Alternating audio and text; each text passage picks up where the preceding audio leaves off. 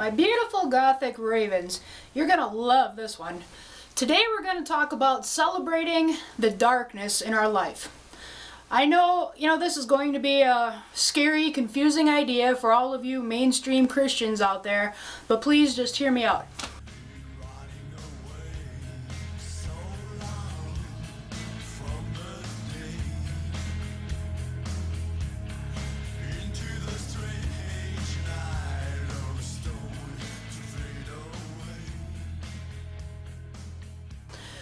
We live in a world of instant gratification, prompt service, personal power, and a world where any form of discomfort, pain, chaos, or suffering is seen as evil. As a matter of fact, we now have medicines, pills, drugs, alcohol, games, music, and all kinds of remedies and diversions to numb our pains and help us forget our problems. The trend in Christianity seems to be an overemphasis on blessings and healings from God to give us all warm, fuzzy lives, here on earth. But, and don't get me wrong, blessings and healings from God are great things. And of course, we should all be asking for these on a regular basis from Him. But along the way, so many of us are missing out on the even greater gifts from God due to our out of balance beliefs that are constantly seeking comfort for our flesh, but stunt the growth of and the maturing of our inner spirit. Last year I suffered through what Friar John of the Cross from the 16th century and modern psychologist Gerald G called the dark night of the soul.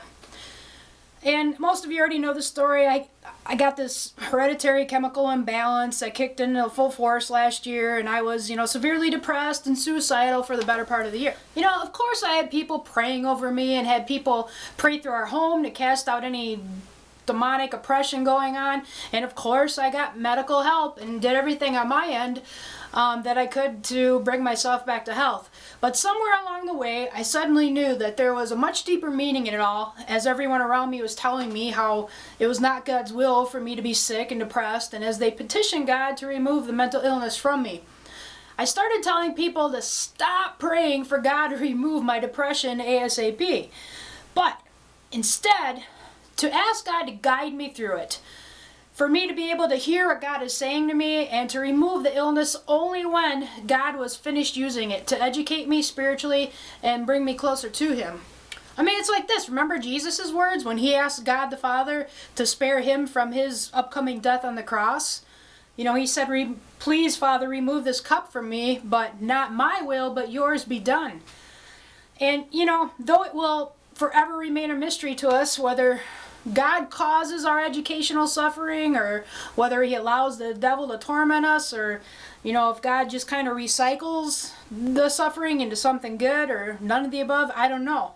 But the source of our trials and suffering are not nearly as important as what we do with them, what we allow God to do with our suffering in our lives.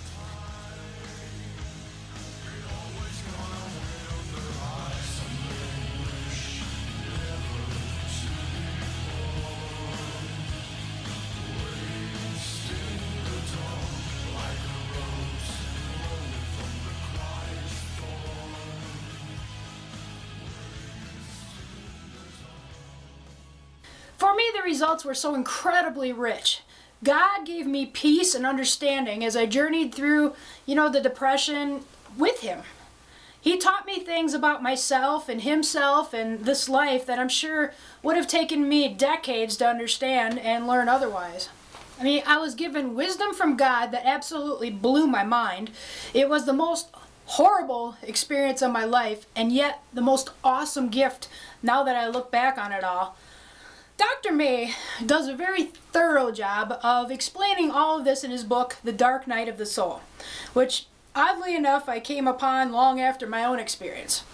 He says this about his experience, and I'm quoting him from the book. "Some things start out looking great but wind up terrible, while other things seem bad in the beginning but turn out to be blessings in disguise. I was diagnosed with cancer in 1995, which I thought was a bad thing.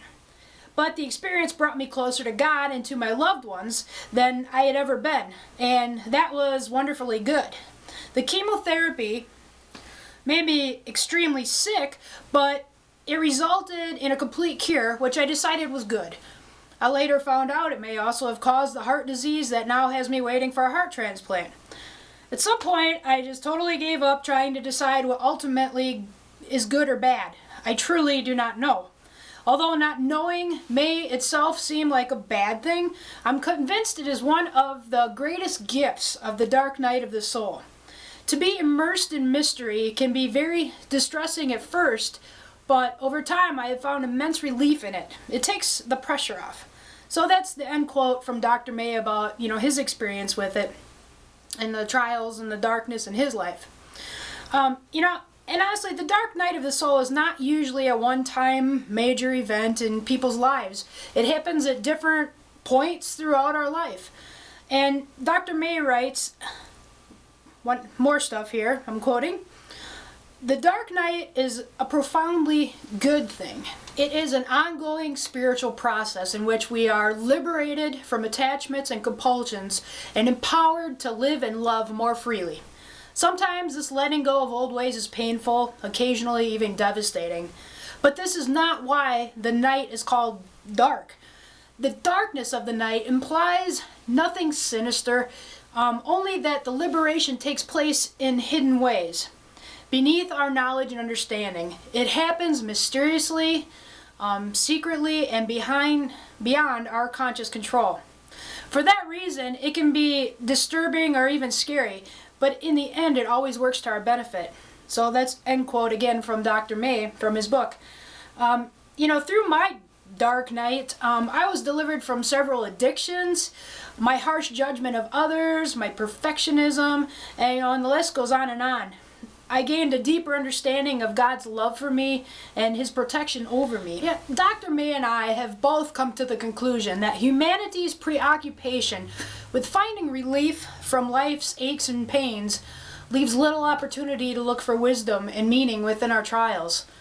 But this wisdom is not new. Within the Bible itself, we see the dark night of the soul playing out in the lives of nearly every great biblical character.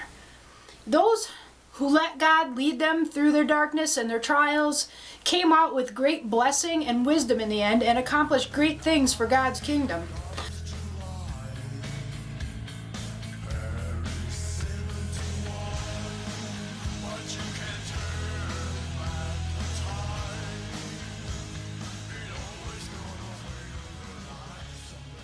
But as usual, there is a flip side and one very important point to remember. Even though darkness can be a beautiful thing when we let God lead us through it, the devil will use it to destroy us if we do not willingly take God's hand in our blindness and our darkness. I would not be here today if I had let the devil lead me through my darkness. I know for a fact I surely would have killed myself if I had not clung to God. And I'll leave you with a few more words from Dr. May. This is also from his book. And I quote, "The dark night of the soul is an ongoing transition from compulsively trying to control one's life toward a trusting freedom and openness to God and the real situations of life." End quote from Dr. May. So please, every day ask God for His guidance, His blessing, and healing. But when difficult, sad, and depressing times hit us in life, we need to also allow God to guide us through it in His time frame. We need to, keep our hearts open to the gifts and wisdom He is giving us in our darkness, and we need to allow Him to lead us victoriously out of the darkness when He tells us enough is enough. So there you have it, the answer to the question, what does it mean to be a Christian goth? And if any of you are interested in digging into this a little bit deeper, I highly recommend Dr. May's book, The Dark Night of the Soul, by Gerald G, May, MD. I know it's available on Amazon.com. I got this at a Vineyard Church bookshop, but just punch it in, you can find it, and I'll leave the link at the end of the video. So, God bless. Think about it.